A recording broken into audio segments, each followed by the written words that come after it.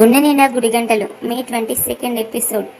బాలు ఎప్పుడైతే శివ కొట్టేసిన డబ్బు తెచ్చి సత్యం చేతిలో పెట్టాడో ఇంట్లో అందరి నుంచి ప్రశ్నల వర్షం కురుస్తుంది. దొంగ దొరికేశాడా? అసలు పోలీస్ కంప్లైంట్ ఇవ్వకుండా పోలీసులు ఎలా పిలిచి ఇచ్చారు? లాంటి ప్రశ్నలు బాలుని అడుగుతారు. అంత రోహిణి కాస్త ఎక్కువే ప్రశ్నలు వేస్తుంది. మామూలుగా పోలీసులకి ఇలా డబ్బులు దొరికితే మొత్తం ఇవ్వరని విన్నాను అంటాడు మనోజ్ తెలివిగా. రే, ఆ పోలీస్ నాకు బాగా క్లోజ్లే అంటాడు బాలు. నువ్వు చెప్పింది ఎందుకు నమ్మశక్యంగా లేదు. ఆయన దొంగను పట్టుకుంటే ముందు కోర్టులో సబ్మిట్ చేయాలి కదా. నేరుగా డబ్బులు ఎలా ఇచ్చేస్తారో అంటుంది రోహిణి. మీ మామయ్య మలేషియా నుంచి వచ్చాడన్నావు, వాడు నమ్మశక్యంగా ఉన్నాడా? మేము నమ్మాలా? కొన్ని నమ్మాలమ్మా పార్లర్లమ్మ. అయినా పోలీసులకు దొంగలకు మాత్రమే తెలిసిన లాజిక్స్ చాలా నీకు బాగా తెలిసాయి. ఎలా పార్లర్ అమ్మ అంటూ చురకలు వేస్తాడు. నా ఫ్రెండ్ లాయర్ ఉన్నారు, అందుకు తెలిసాయి అంటుంది రోహిణి. కష్టపడింది ఎక్కడికి పోదురా, మనకే చేరుతుంది అంటాడు సత్యం.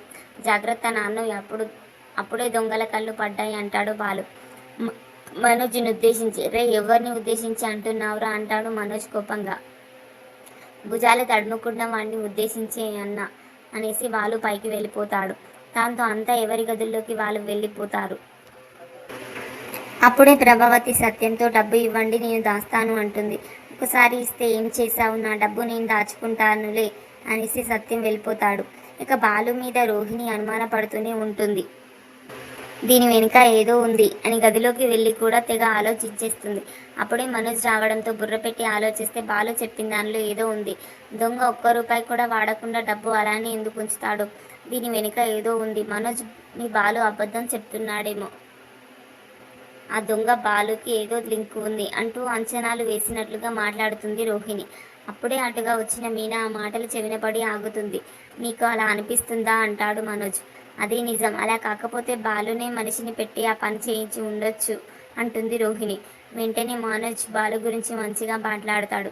చిచి, బాలుకి కోపం అని చెప్పు వింటాను, కానీ డబ్బు కోసం గడ్డి తినే రకం కాదు నా తమ్ముడు. నా తమ్ముడని కాదు, కానీ నిజాయితీల్లో వాడిని వేలెత్తి చూపించలేమంటాడు మనోజ్. మనోజ్ మాటలకు మీనా చాలా గర్వంగా ఫీల్ అవుతుంది. నిజానికి మనోజ్ నోటి నుంచి బాలుకి సపోర్ట్ అనేది కాస్త విడ్డూరంగానే ఉంటుంది కదా మరి. ఇక రోహిణి మాత్రం వదిలిపెట్టదు. నువ్వు ఎన్ని అయినా చెప్పు మనోజ్, మనం అడిగిన ఏ ప్రశ్నకు సరైన సమాధానం చెప్పడం లేదు బాలు. ఖచ్చితంగా ఆ దొంగకి బాలుకి సంబంధం ఉంటుందనిపిస్తుంది. ఇంకో విషయం చెప్పనా, దొంగతనం జరిగిన డబ్బు ఎప్పుడు తిరిగి ఇవ్వరు. ఈ మధ్యలో ఉన్నవారు ఎంతో కొంత లాగేస్తారు, కానీ ఇక్కడ మొత్తం తిరిగిచ్చాడు. ఎలా తెచ్చాడు, ఎక్కడి నుంచి తెచ్చాడో తెలుసుకోవాలి. అన్ని నిజాలు త్వరలోనే బయటికి వస్తాయి, చూస్తూనే ఉండు అంటుంది రోహిణి. సరే, నీ ఇష్టం అంటాడు మనోజ్. మీనా అంతా విని ఆలోచనలో పడుతుంది. బాలు దగ్గరికి వెళ్ళి నిలదీసే ప్రయత్నం చేయబోతుంటే బాలు మాత్రం మీనాతో కోపంగా, చూడు మీనా, నువ్వు మీ పుట్టింటికి వెళ్ళొద్దు, అలాగే మీ తమ్ముడు ఉన్న ఏ చోటికి నువ్వు పోవద్దు. మీ అమ్మని చెల్లిని అవసరమైతే ఎక్కడికో గుడికో పిలిపించుకుని మాట్లాడు. మీ తమ్ముడిని మాత్రం కలవడానికి వీల్లేదు అని సూటిగా చెప్పి వెళ్ళిపోతాడు. దాంతో మీనా అనుమానంగా శివకు కాల్ చేసి, మీ బావ ఇలా అంటున్నాడు, అసలు ఏం జరిగిందిరా మీ మధ్య అని ఆరాధిస్తుంది. అయితే శివ కూడా నిజం చెప్పకుండా మంచిదే, రాకు మా ఇంటికి, అక్కడ సంతోషంగా ఉండు అని పెట్టేస్తాడు. మీనా అయోమయంగా అనుమానంగా మనసులో బాధపడుతూ ఉంటుంది.